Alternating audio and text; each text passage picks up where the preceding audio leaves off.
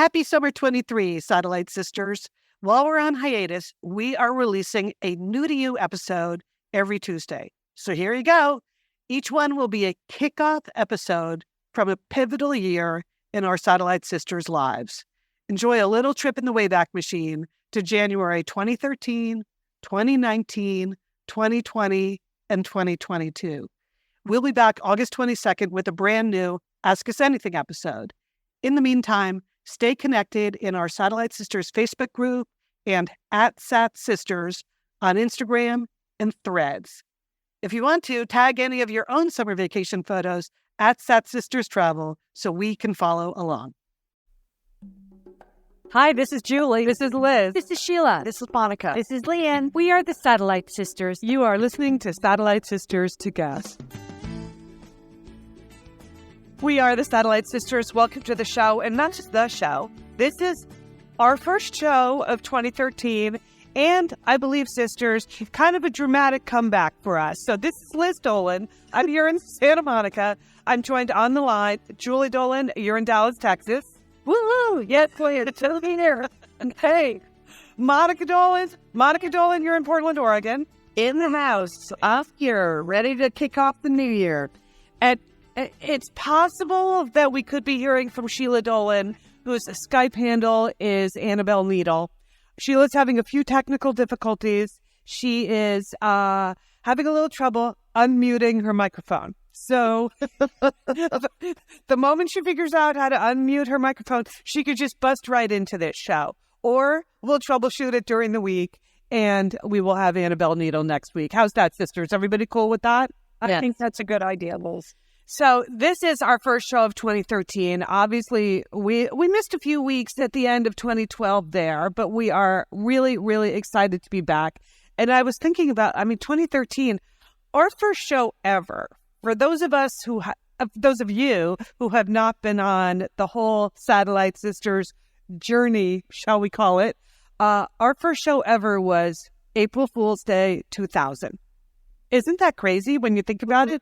That we are coming up on our 13th anniversary?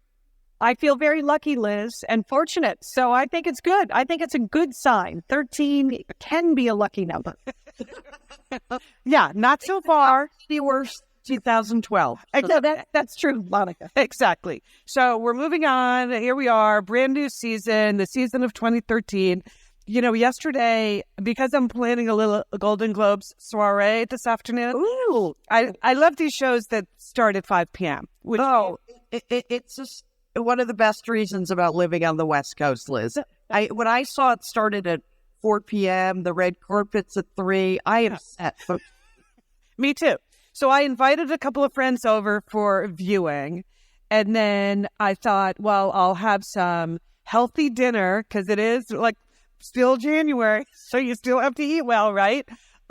So I was at Marmalade yesterday ordering a few things, and you guys have been to Marmalade many times. It's the little gourmet shop right on Montana here in Santa Monica, right? Mm-hmm. Yeah, it's wonderful. I don't think I've ever come to Santa Monica without stopping at Marmalade's or eating some of Marmalade food at either your home or mom and dad's home when they lived in Santa Monica. And it's consistently delicious, is it not? Yes, it is. So another thing we like about Marmalade, besides like the good food and the ultra convenience, is that it's actually run by two sisters. I don't know if you guys ever talk to them, but I'm in and out of there a lot more often than you are. So yesterday I was ordering food for tonight because I thought their poached salmon would really turn out better than mine if I attempted that. Good thinking, Liz. Thank you. So I'm talking to one of the sisters, not the one that I normally talk to, and I gave her my name, and she said, "Oh, that's right. You're one of the Satellite Sisters. I used to listen to your show every Saturday driving into work," and which is okay. Now that's going way back, right? Because that's about 100 years ago, Liz. Yes, indeed. Because that's when we were on KABC. We were on nationally on Saturday mornings, but KABC was our home station, and we were on 6 a.m. to 9 a.m. every Saturday. So she would listen to us every Saturday on her way into work. And she's like, "Where are you guys now?" I'm like, "Well, it's a weekly podcast, and we have hundreds of shows on iTunes, so you can just go listen there." And she's like, I can't really do the podcasting thing. I'm like, "Really? It's not that hard." She's like, It just seems so complicated. No, I can't, can't you just come back on the on the radio? I'm like, yeah, well, that didn't quite work out for us. But, and then I said, really, like, running your own business is easy, but podcasting is hard. I tried to give her this little pep talk. Like, if you have a smartphone, you just download an app, try something like Stitcher. We could just be right there for you all the time. It's really, here you are running a super complicated business and you have all kinds of customers and you're doing the finance and the ordering and really. So I just want to put that message out for 2013. Obviously, those of you listening have conquered your fear of podcasting, but I suspect you have many friends who are still afraid. So I would like to empower you to go out and teach your friends that podcasting is their friend, that because there are no good shows left on the radio anymore, if they want to listen to anything fun, they are going to have to learn how to listen to a podcast. Wouldn't you say, sisters like Monica, you enjoy listening to a lot of other shows? Yeah, I download a whole bunch of podcasts. So when I'm driving in my car, that's all I listen to. Then it's no commercials. And I save up the stuff that I can't hear during the week. So yeah, I have like 4 or 5 podcasts that I listen to regularly. Yeah, me too. Julie, have you gotten to that point yet? Yeah, of course I listen to Chaos Chronicles, Artist Lian's podcast. And yes, and I enjoy having that on when I'm just puttering around home. Yes. Yeah. So the future of this whole thing for us is to bring more people into podcasting. And I think, so just please coach your friends. It's not that intimidating. It's so super easy if you have a good phone now. So I just want to say that. So the Marmalade Lady really made me think a lot about how there are some really smart, accomplished women out there that think they can't possibly conquer podcasting. And you can. Okay. It's not as hard as it used to be. The other thing I wanted to mention is that Shelley sent us an email that she listens to us running and she was hoping we would come back for 2013. It's just one of like really many, many nice messages we got in December from all of you saying we're wishing you well, looking forward to coming back. And she said she also has a father who has Alzheimer's. So she listens with particular sensitivity because, as she said, I know I will be on a similar journey. So Shelley said, I look forward to hearing lots of podcasts in 2013. So here we are, Shelley, for you and for lots of the other people that wrote in. We're going to do our best to 2013. It's a new page, right? We're just starting fresh. And we're going to make our 13th anniversary a big, big year. Sure. And hopefully we can ramp up the fun this year. Yes. Maybe that should be my motto. Ramp up the fun? Ramp up the fun. I think that, Monica, I think it would look good on a bumper sticker, too. All right, go for it. Monica, you're first. Speaking of fun, Liz, I didn't have a chance to tell you that I went to Dallas last weekend to see Dad. And my brother Dick and I went.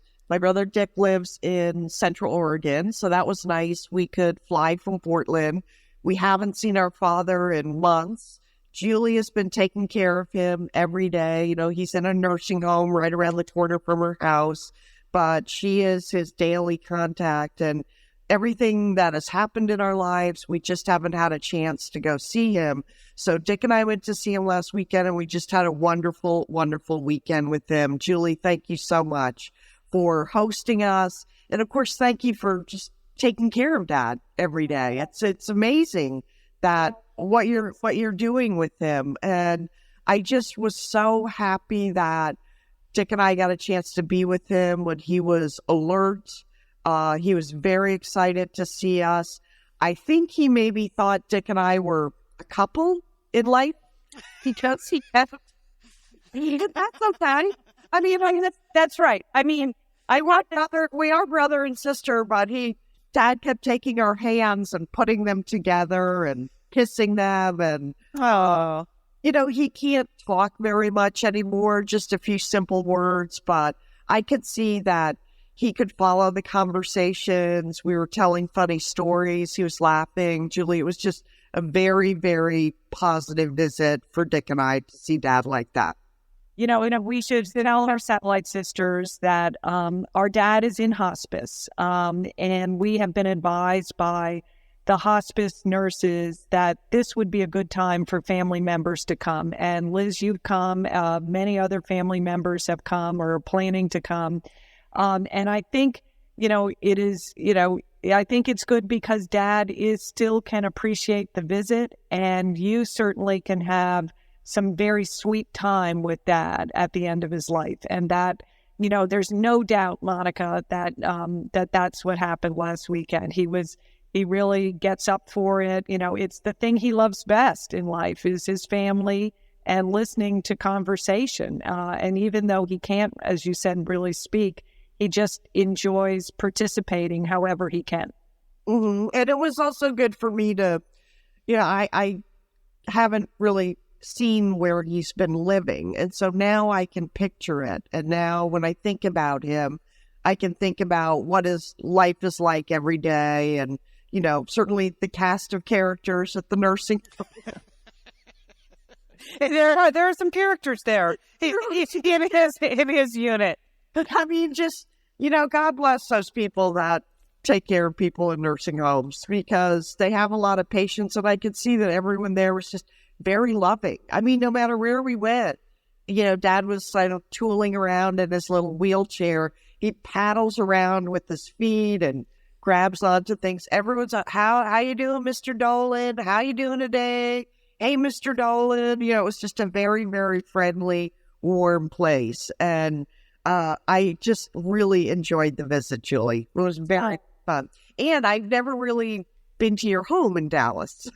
No, Marika, I'd like to apologize. I mean, they sent all those nice invitations to me for many Thanksgivings and come at Christmas, and I never really made it down there. And now I regret that because I can see you have a lovely home. Julie's got a nice operation going there. Wouldn't you say? Oh, yeah. Very nice.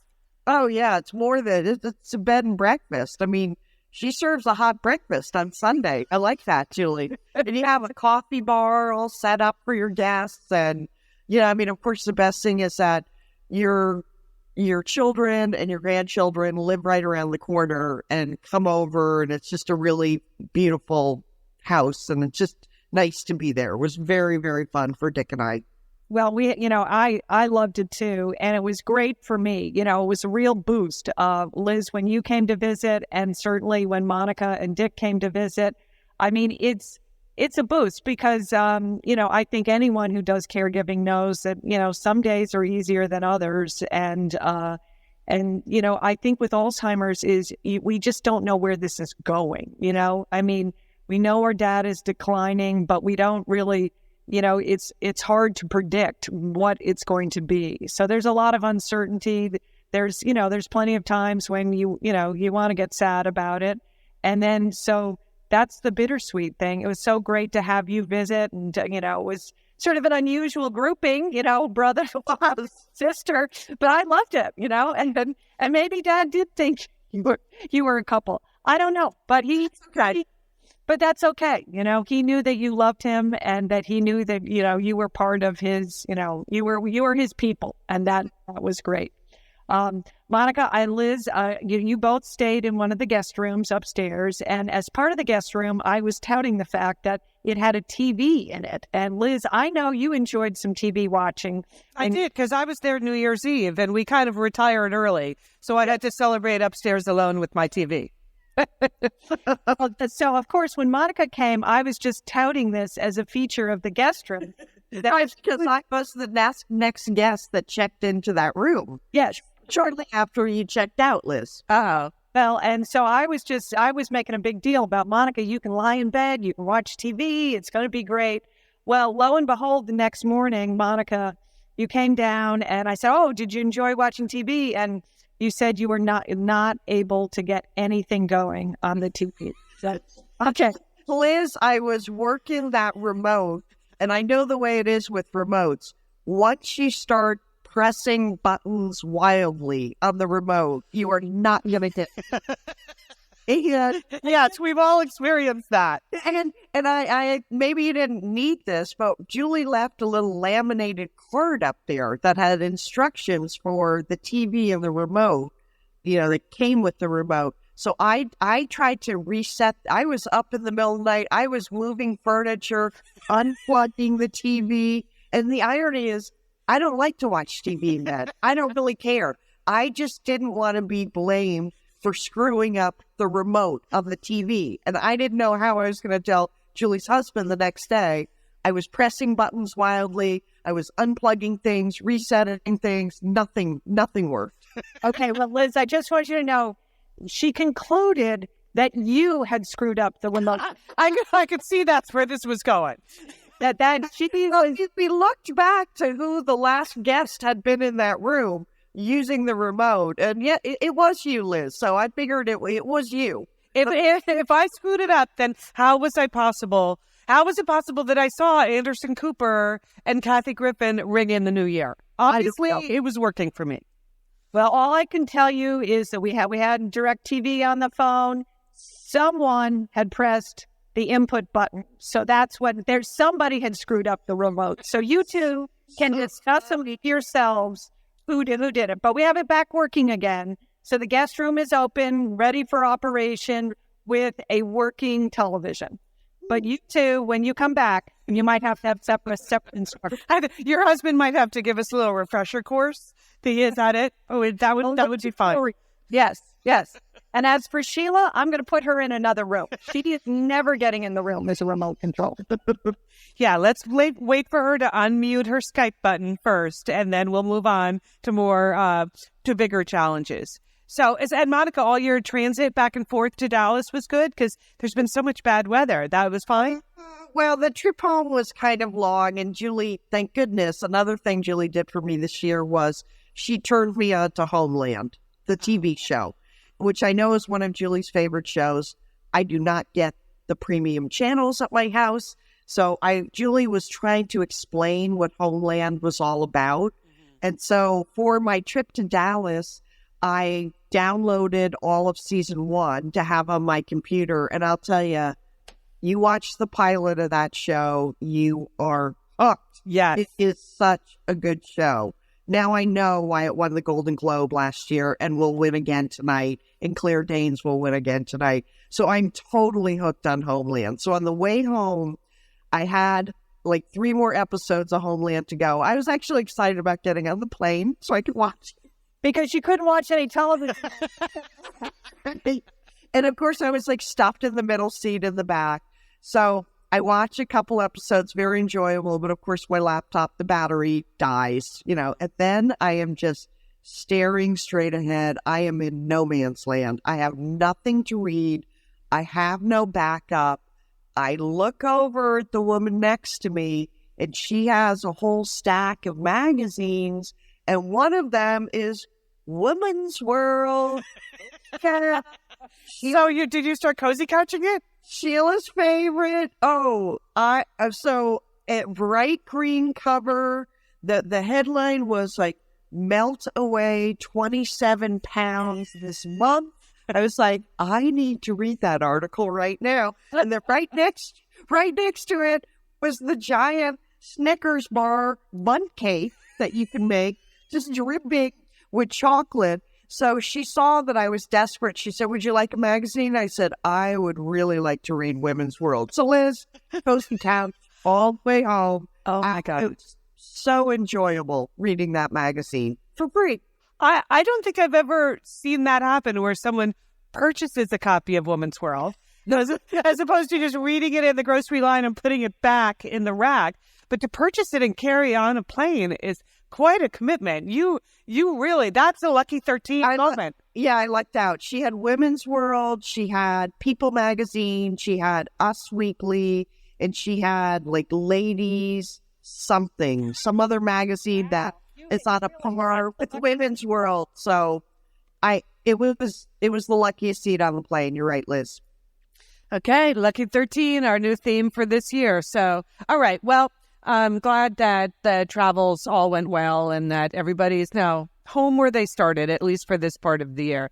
So, Julie, you're right now bearing the brunt of the caregiving in our family. But I was happy when we connected first thing this morning that for today's show, under the theme of let's ramp up the fun, you actually have what I'm calling a trifecta of tidbits, just fun stories you wanted to share with us.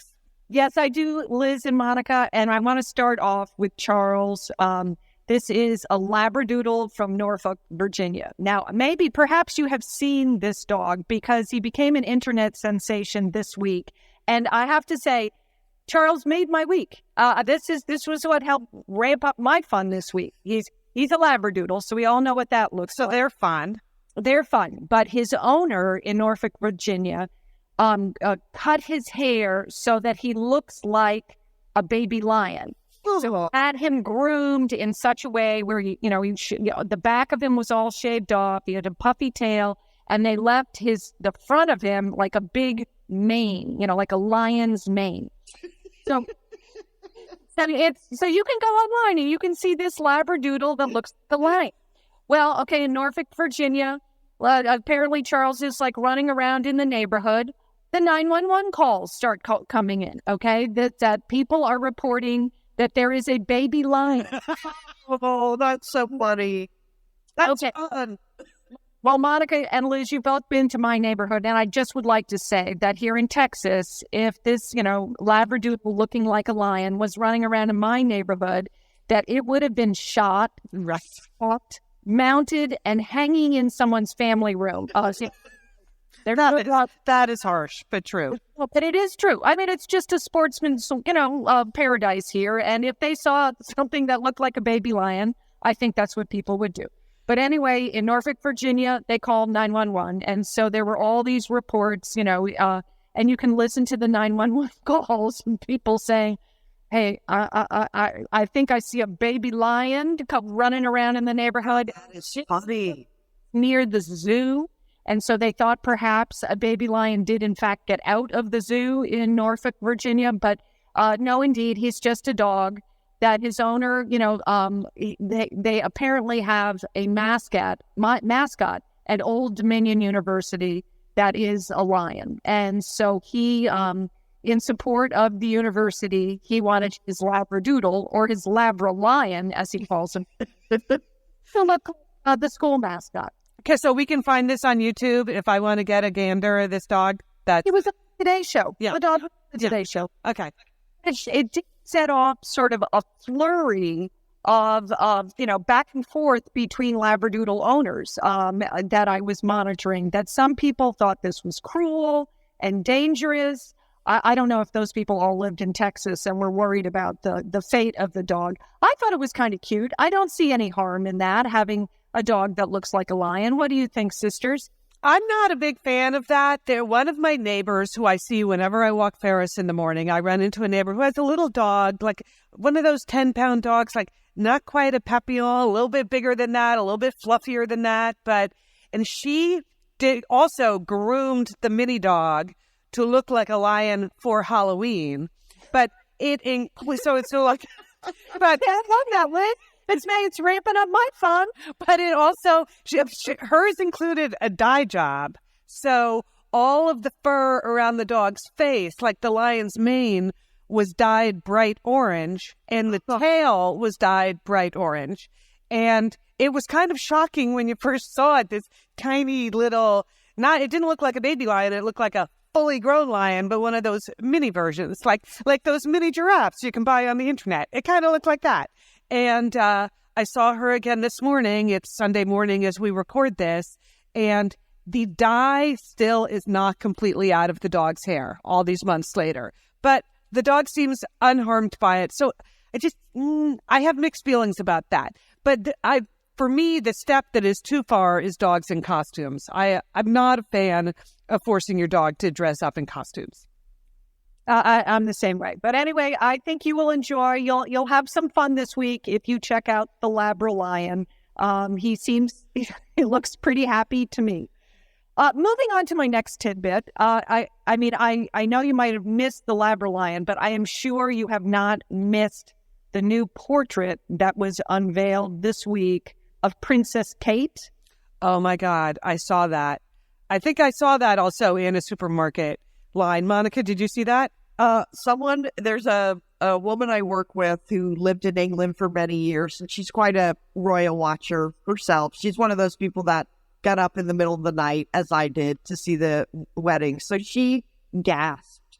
Well, it looks like a death mask. It looks like she called me and she said, "You have to see this.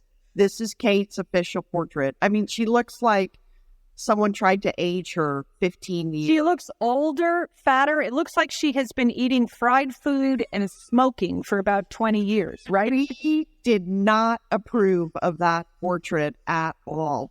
No, I agree. Okay, there's only one word. Camilla. She's behind it. That's what that she somehow got to this official portrait artist and said, "You better not make Kate look any better than me." And because she looks like Camilla. And it's like, right? Isn't it? Isn't that it? She just it looks more like she is in a wax museum and you took a picture of the wax figure. That's what I thought. Like they put her in the Madame Tussauds thing and this is the picture of that. And poor Kate had to stand up there and say she was thrilled with the portrait and that her family is thrilled with the portrait. You know she's not. It's just that family. You see what they're doing to poor Princess Kate. Anyway, I hope you predicted it. I know. Julie's policy has always been never marry a Windsor if you can possibly avoid it. So anyway, poor Kate, she has this horrible picture that's going to hang for ages in the portrait gallery in London. I feel very sorry for her. I just don't know what she can do. She's got that mother-in-law to be, Camilla, who just wants to be queen and is doing everything to put Kate down. So that's it. Okay, third tidbit. And this, Liz, I need your particular marketing expertise. Here's a story that caught my eye. It's that a number of large chains, Walmart, Walgreens, are taking up a trend that started in New York City at the famous West Side Market. Liz, you know this. It's a very famous grocery store on the Upper West Side in New York. And at the West Side Market, they have something called a man aisle. Ooh. This is an aisle, grocery store aisle. Where you find men? Sorry. Nice, Monica. No. This is where men can shop, where it has items that men want to buy, like Doritos, beef jerky, that it has large bottles of water. That's stocked in this grocery store. But Walmart and Walgreens are intrigued with this. And now because we have a recession and that in many households, men are taking up the grocery shopping because they don't have jobs. They have time to go to the store. Stores are beginning to rethink how they stock certain items or where they place it and are considering putting in some of these men aisles or man aisles. Now, when I heard this, first of all, my first thing was I was a little bit sad. I have to say that. I was like, you mean all these years that all the women have been slugging those giant grocery carts? Every week we go to the grocery store, we get all the food, and we've never gotten gal aisles, have we? No, we have not, Julie. We have not gotten that. So now men, during the recession, they have to do a little more grocery shopping. So all of a sudden now they need their own world, okay? Not that I have any issues, but that's sort of my initial thought. But then I started to ask my husband. I said, well, would you like a man aisle? And he said, yes. He said, that would be nice. And I said, what would you like in it? And he said, I'd like bacon and batteries. Dainty Moore beef stew. Blue cheese. He said that those are the items that he would. Extension cords. Yeah. So Liz, you're the expert, Monica. What do you think about the idea of me? Well, I love the idea conceptually because like any marketer is only ever trying to figure out how can we make you happier, right? How can we do more of what you want?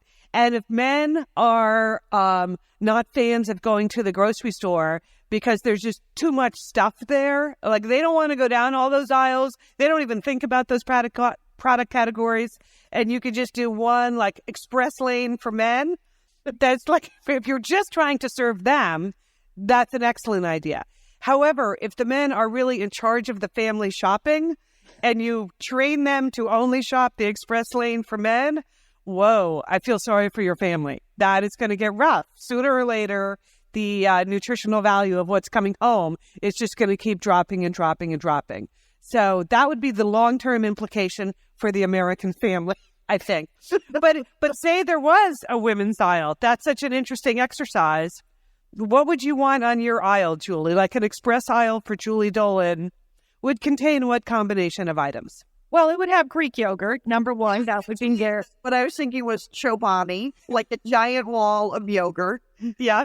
And cottage cheese. Cottage cheese. I like those Weight Watcher cheese sticks and Weight Watchers fudge pops. I mean, I have sort of a limited thing. And then some produce. I would definitely want produce on it. And some sliced turkey. And I'm good to go, Liz.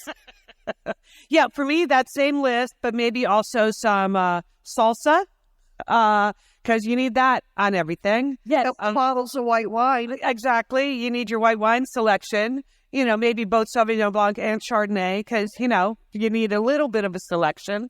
And then what else would I really need? I think as long as you had some good, fresh magazines. Liz, we'd want magazines on our gal aisle, wouldn't we? We'd want some Women's World, Us Magazine, People Magazine. Yeah, we'd want... Oh, and I would also need dog treats. I would need chicken jerky for the pooch. So, because you feel guilty when you come home and it's all for you and nothing for the dog. So, no, if somebody wants to design that for me, I'll happily go down that Express Liz aisle. So I like it for me, but I don't shop for anyone except for my dog. So it's easier. Good idea, though. Monica, what would be on your aisle? Just the same thing that Julie listed? Chobani. Well, yeah, chobani. Definitely fresh fruits and spinach, because I love spinach and I think women need to eat spinach. But I'm going to need some paper products on that aisle. I just got to tell you, I'm going to need some toilet paper and some tissues on that aisle. Yeah. I think, I buy, like everyone, I buy the same thing every week. So I think nice chicken breasts, women would enjoy some chicken breasts on the aisle. And cleaning products, just a few. Okay. All right. Yeah. So there you have it, Julie. I think that there could be a lot of potential, and maybe that's why people like shopping online, because you just have the same list there and you check it over and over again. All right. Your trifecta of tidbits. Anything else you want to add on that? No, those were it, Liz. Those were my 3 big stories for you this week. I like the fact that you have time to think about those things. I think that's a good sign. All right. Well, now that we've turned the page into 2013, what I was working on, instead of like an actual New Year's resolution, was more, I feel like we've all been through this, all the sisters, because our mother was so ill and then passed away, and our father is still very seriously ill, is that I felt like the last 6 months of 2012, I was just kind of in limbo. I'm sure you guys know that feeling. Yes, I do, Liz. It's just been a blur, and nothing has been normal for me. Nothing in my life. That's really an interesting observation, because I noticed, I guess, like thinking about it over New Year's, even the things that I could have done for myself, that I would normally do for myself, I seem to just like abandon the things that were even part of my normal routine. So, like taking vitamins. Why did I stop taking vitamins? Just because mom was sick? I don't know, but I did. Or like the exercise thing kind of makes more sense because you didn't have time. I didn't have time, and mom was here in my home and all of that. But so I decided that my main goal for 2013 was going to be to like just unplug a lot of these things, or just some baby steps towards getting out of limbo, even though on the horizon, we know we're still dealing with a medical crisis with our father, but I can't just like sit around and wait so much. So I thought, okay, I'm just going to a little bit of an emotional and a physical dig out was the way to get on baby steps, is what Sheila would say. So one of my first baby steps is, you guys know that everyone was in and out of my home a lot this fall, and the guest bedroom was just getting increasingly filled up with junk, wouldn't you say? Oh, God. You had that on At least you could have been on an episode of Hoarder. Really, it was borderline hoarding. Well, they're just, people left things in that room. Yes, there were a lot of Was junk. Yeah, it wasn't all, some of it was my stuff, some of it was stuff for visitors, some of it was additional medical equipment that we had because mom was here. So in the massive like dig out for 2013, obviously I got rid of a lot of that stuff, but I also, and I think this is emotionally very symbolic, which is why I wanted to share it with you sisters and people that have been listening for a long time. You know that I have my famous world's most extensive collection of power cords, right? Yes, you do. Yes. I have power cords to every computer I ever owned, every phone charger I ever owned. For some reason, I was hoarding power cords. Well, I'm here to announce they're gone. They're all out. I threw them all out. All my power cords. It went into the alley. Santa Monica has this dramatic recycling program where pretty much you put it in the alley besides your building and somebody is going to want it and they just take it. So Liz, that is such a huge step for you. You're just freeing yourself. But you're never going to find the thing that went to that power cord. Right, right. For you kept them for so many years. Yep. And you had boxes of them. It was like a museum in there. I mean, Liz, I congratulate you for getting rid of them. You know what? And that's big. So some of them were in boxes. Some of them were in my desk drawers. In my desk drawer, I found another historical artifact. I'm reaching it now because I haven't known what to do with this. I actually found some unused traveler's checks. Like, when was the last time you bought traveler's checks? Like, Are they 1992? I assume they're still good, Julie. I mean, don't they last forever? I don't know, but these, so they're dated. I actually bought them in 2004, believe it or not. And as I do the math and figure out, this is that trip when I went off to Zambia in the fall of 2004. Apparently, I bought traveler's checks, so I got like $150 here just as a bonus for getting rid of all my power cords. I found $150 worth of traveler's checks. But now I'm like, where would I even take these to cash them? I don't know. Maybe the nice lady of Marmalade will take them today when I go to pick up the poached salmon. So I found some traveler's checks, so I did that. This week I also I got a flu shot. All right, completely. Get under the wire now that you've heard that, it's a pandemic in this country. You're like the last person in America to get one, but good for you, Liz. That's what I was thinking, Monica. Like, is it still even useful? Yes, it is. It's still useful. Really? Okay. Because all fall, Mom kept bugging me to get a flu shot. And for whatever reason, I guess for the same crazy reason I was not taking vitamins, I also did not go get a flu shot. So I got a flu shot this week. Then I, somehow, not surprisingly, in the last 4 or 5 months, I managed to regain all of the weight I had lost and kept off for 4 or 5 years. So that's kind of the speed bloating or something. I didn't even know that was physically possible. It was eating a lot of Monica's homemade, what was that, potato and bacon soup that you were Yeah, we had the potato. We had some high-calorie items that you're trying to get Mom to eat anything. So there was a lot of good food moving through your house, Liz. So yes, and I think it's clear that I was eating a lot more of it than Mom was. And so anyway, I decided, okay, you got to nip that in the bud, right? Like once you get speed bloated. Once you get on that slippery slope, like really another 4 years could go by and then you're twice the weight you are now. So so I rejoined my program at UCLA in the nutrition department there. Oh, for you. Yes. Thank you. That's a big step. It is. I mean, I had been going every Saturday for 4 years. And then in September, I just stopped because all hell broke loose. But so I'm back. And, I did some damage during that time. So the bad news is when I got on the scale, that was super bad news. But the good news is they did one of those BMI tests, but the ones with the electrodes, so they measure your lean muscle mass versus the fat on your body.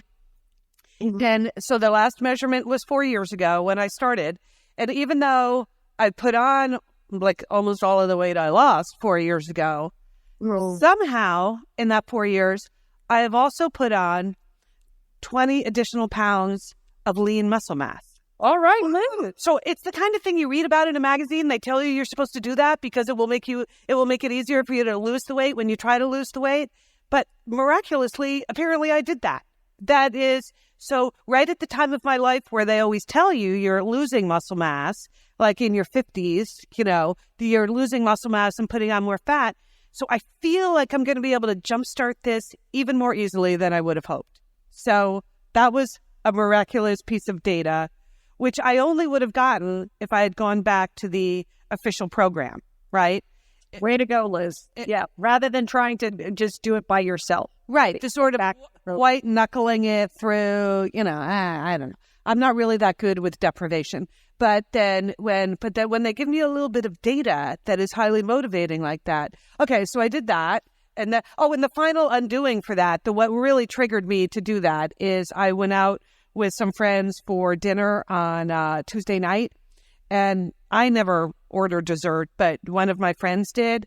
And maybe this is a nationwide trend, but it's certainly a trend in Los Angeles, is the whole concept of mini donuts for dessert. Do you guys see that in Dallas and Portland? I've seen the mini donuts. Yeah. Very popular. Yeah. They even have them. There are a couple places where they have like mini donuts for breakfast. Yeah. So the mini donuts for dessert, I never in a million years would have ordered them, but I managed to eat several. And I was like, oh, come on. I don't even like donuts that much. So that was just the trigger. That was the rock bottom, the mini donut. Yes, that was it. That's what they call it, the rock bottom. And then one last thing I did on my punch list for 2013, which I actually accomplished right at the end of 2012. And Monica, you saw this, because we had a few days together in Oregon over Christmas and we skied together for a day. Mm-hmm. I finally bought a helmet. I thought, given the kind of year we had in 2012, this was going to be the year of the head injury for me. that was exactly what she said to me. And there's not much I can do to protect myself from these random things that happen in the world. That's certainly one of the lessons of 2012. But at least a helmet when I'm skiing would be a step forward. So I bought a helmet in 2012 for 2013, and it made me laugh. I think it was this week. I noticed that when Hillary Clinton went back to work, did you see that her staff presented her with a helmet? Yep. So a helmet now is the symbol for me of 2013. Just trying to protect yourself against the things that you can protect yourself against. So those are my little baby steps. So I'm so the only thing that did not go that well, this morning, I can barely move because I think I overdid yesterday. On top of many of these things that I accomplished, I went to a hot yoga class yesterday. Oh no, Liz! I know it was a bridge too far. It was. So I'm a little bit sore. Not sure when I'm going to try that again. But I just thought I needed something different in the future. Sometimes that's right. So you do need variety. Change. Okay. Yeah, I hope, Liz, that's my word for you. Zumba. You can bump up your fun a lot if you didn't Zumba. They have a Zumba class at work, one day a week after work. There's a Zumba class in the gym. I'm just not sure I want a Zumba at work. No. That seems like the wrong audience. That would be humiliating, Liz, because it takes a while to learn the steps. You want to go to some place where they don't know your name. That's what you want. Okay. All right. So those are the baby steps for 2013. I know for the big wrap up. Okay. Tonight, the Golden Globes. Here's why I'm more excited about the Golden Globes than I would normally be. I feel like this year's Golden Globes is the Satellite Sisters version of the Golden Globes. Yes. And that's because the hosts are Tina Fey and Amy Poehler, who are obviously true Satellite Sisters, wouldn't you say? Yeah.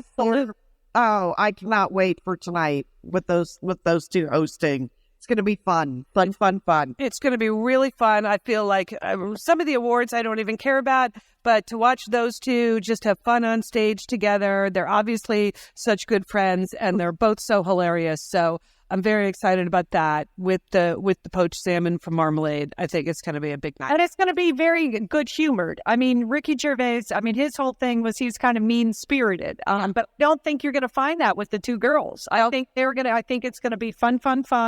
And it's going to be just, but nice fun. Yes, I agree. So, well, one of the big categories, which we should talk about a little bit, because you already raised the issue of how much you love Homeland, both of you, in the Best Television Drama category, the nominees are Breaking Bad, which is not really a Satellite Sisters kind of show at all. Breaking Bad, Boardwalk Empire, The Newsroom, Homeland, and Downton Abbey Season 2, right? Thanks. So now you have Homeland going up against Downton Abbey. Exactly. Wow. Fair. Yeah, that really is unfair because those are, it should be a split decision. Yeah. Two of them should come when they do that, dual awards. I don't think they do that because they're already split it to give a different category. They have the comedies in a different category. So I think Downton Abbey should win purely on, it's a fantastic show. We all watch it. We all love it. But it's so popular. It's so wildly popular. And I think Homeland won last year, so I think they should give it to Downton Abbey. Oh, you're so even-handed about things. I would like to see Homeland win just because, for as much as I love Downton Abbey, it's great, but it's not the most original kind of thing, right? It's upstairs, downstairs, and Brideshead Revisited, and we love shows like that. Whereas to me, Homeland is like, oh my God, I can't believe they just did that. Yeah. I'm with you, Liz. So you're voting for Homeland for a second year. Okay. That's I'm solid with that. So then in the television comedy category, the shows that are nominated are The Big Bang Theory, Episodes, which I watch a lot when I'm on airplanes, by the way. That's a very funny show, though I've never watched it on TV. Girls, Modern Family, and Smash. So Modern Family's getting a little tired for me. I don't. It just doesn't have the same spark this season that it had last season. But I saw a couple of episodes of Girls on an airplane, and that is a funny, well-written show. I'm going with Girls, even though I've only seen 3 episodes. Julie? I think Girls is very original. I think it has sort of an original kind of true voice or sound to it. It's very distinctive. And I don't really watch any of the other shows. And I've only seen 1 episode of Girls, and I liked it. So that would have to be my vote. You understand why I don't get invited to the Golden Globes, right? Well, looking at this list, The Big Bang Theory, no. Episodes, like when you're on an airplane, great. I thought I was like the only person in America watching Smash last year, but there's a term now in television criticism, you've probably heard it, called hate watching. Have you heard that term? No, I have not. Okay, well, that's what all the TV critics now use as the term for shows they watch, even though they kind of hate them, but they just can't tear their eyes away. So I think there are a lot of people that hate watched Smash, but the people in that show are so talented. I gotta say, I actually enjoyed Smash. Like you, Monica, I feel like Modern Family is getting a little bit tired, but Girls is like, it's so, again, shockingly original. I feel like it just is, and so brutally honest in a way that every time I see that Lena Dunham, like giving an interview or in the show, she is just willing to put it all out there. So I think I also would vote for Girls. Okay, any other categories you guys are dying to discuss? How about best film? So best motion picture, the comedy musical category is The Best Exotic Marigold Hotel, Les Miserables, Moonrise Kingdom. Oh, I love that. Salmon Fishing in the Yemen, and Silver Linings Playbook. Actually, this is a category where I've seen every single thing nominated. Really? So, okay, Julie, you're the one that recommended that I go see Salmon Fishing in the Yemen. Which I enjoyed. I think it's an excellent little movie, but among not competing against Silver Linings Playbook. I really thought that was a fantastic movie, and that would get my vote. Yeah. Well, I saw that with you, correct? We did. We went to see that together as part of my New Year's Day visit to Dallas. We said that. Yeah, that movie was a lot better than I expected. Monica? The only one I saw out of that category was Moonrise Kingdom, which I loved and I thought was very charming. I discussed on the show, really liked it. I just haven't seen a lot of movies this year. Okay. Things just didn't work out with the movies. But usually I can claim that I've seen almost all of them, but this year I was a little weak in some of the categories. So it'll be a surprise to me who wins. Mm-hmm. Yes, it will. And maybe you'll go see some of these movies based on who wins. Well, in that list, I really, really liked Silver Linings Playbook more than I expected. But I think it's hard to beat Les Miserables for just scope and scale and drama and performances. I haven't seen it yet, Liz, so I'll take your word on that. Yeah, I'd have to go with that one. Which takes me to the Best Actor category, speaking of Les Miserables. So here are the nominees here. Daniel Day-Lewis for Lincoln. Richard Gere for... Oh, wait a minute. That's the wrong one. I wanted to talk about the one in the ones where Hugh Jackman was. Okay, so motion picture comedy. Jack Black and Bernie. Bradley Cooper, Silver Linings Playbook, Hugh Jackman, Les Mis, Ewan McGregor, Salmon Fishing in the Yemen, and Bill Murray, Hyde Park on the Hudson. So, Julie? I don't know. Jack Black and Bernie was pretty darn good, but I love that movie. But I think, again, I thought Silver Linings Playbook was, just outstanding acting all the way around. Okay, well, I'm going with Hugh Jackman because... Again, I haven't seen that movie. I know. And once you see it, you'll see he carried that entire movie on his back. Like, he's the thing that connects the whole story. He's just unbelievably great. So I'm going with you. Monica, you've established that you didn't really see anything. I feel like Liam this year. Now, she doesn't see any movie. She just sees the animated films with her kids. I feel very, very out of it this year. I'm so sorry. I did see Lincoln. Okay, no, let's discuss Lincoln. What did you think of Lincoln? I loved it. I liked it. I didn't love it. I didn't come away from that movie thinking, wow, that was fantastic. People that I saw it with in Oregon gave it like a standing, they were clapping and cheering. Really? Daniel Day-Lewis, amazing. I like movies about history, so I like that part of it, but something about it, I just didn't love it at the end of that movie. That's exactly the way I feel about it. I thought it was very interesting. The performances, Daniel Day-Lewis was fantastic. But, and it was an interesting slice of history that I didn't know very well. So that part was interesting. I did find it a little bit boring. Yeah. I guess... I had a little problem with Sally Fields. Monica, you mentioned this. This is a bit pinpointed the issue. The Sally Field factor.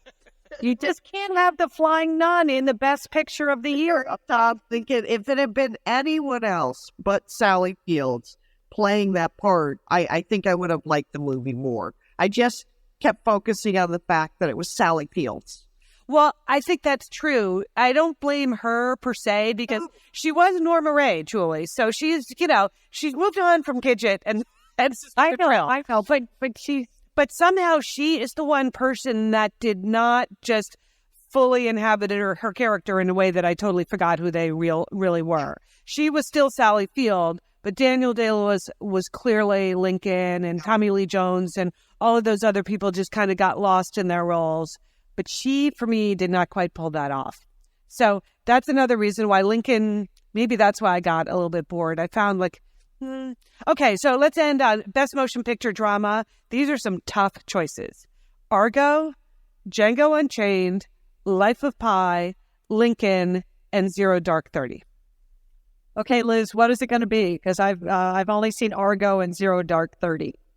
For me, I think Argo was the best picture of the year. I do too. I thought it was fascinating and smart and funny and original, and the performances were great, and it's an interesting historical story that we didn't really know much about, but just fictionalized enough to make it wildly both suspenseful and entertaining. So even though I really, really liked Zero Dark 30, that's just but for me, Argo is the total package. Okay, Liz, good predictions. Monica? Oh, I just told you Argo. Yeah. I only saw Argo and Lincoln, and I thought Argo was very, very entertaining, well directed. The acting was great. I liked it. I loved it a lot.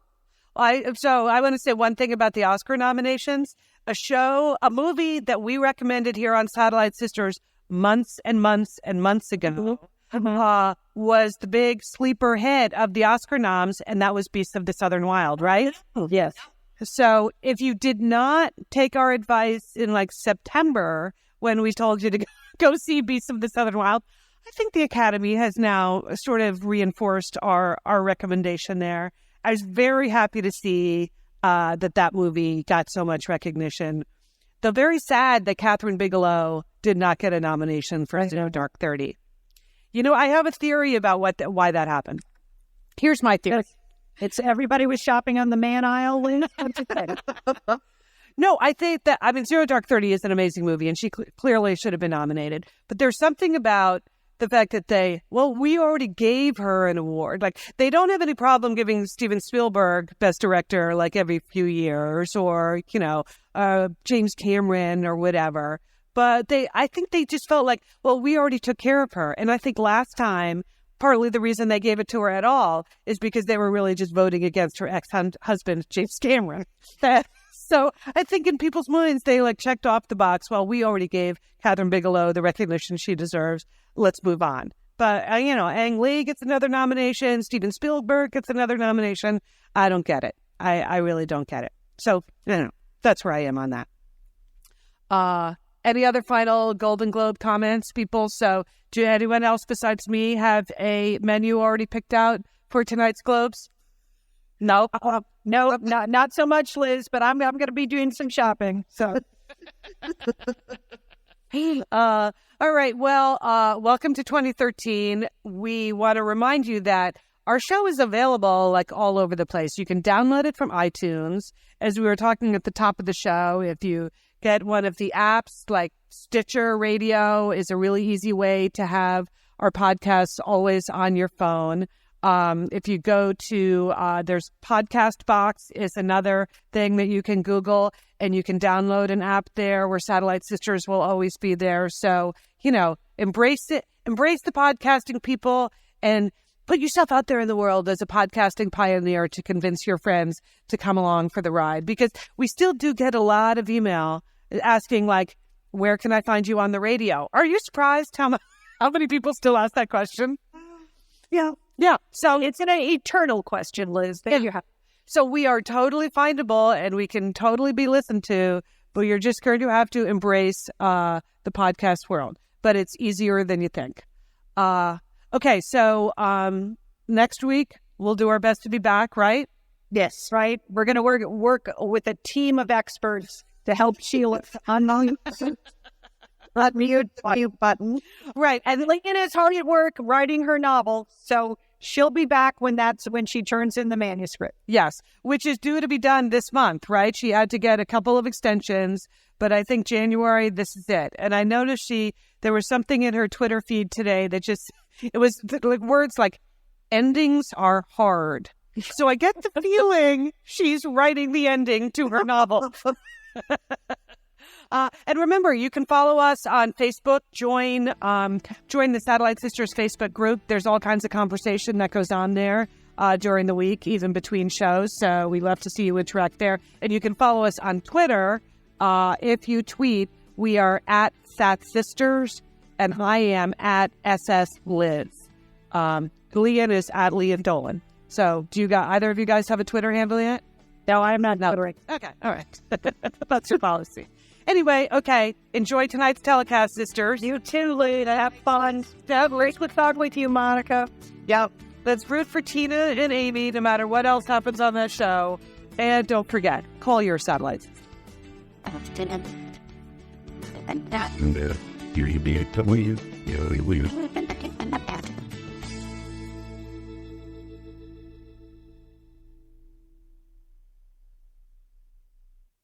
Let's celebrate friendship at the Satellite Sisters Big Fun Weekend. This is Leanne Dolan, and we want to see you there. It's happening this October in Minneapolis, October 13th through the 15th.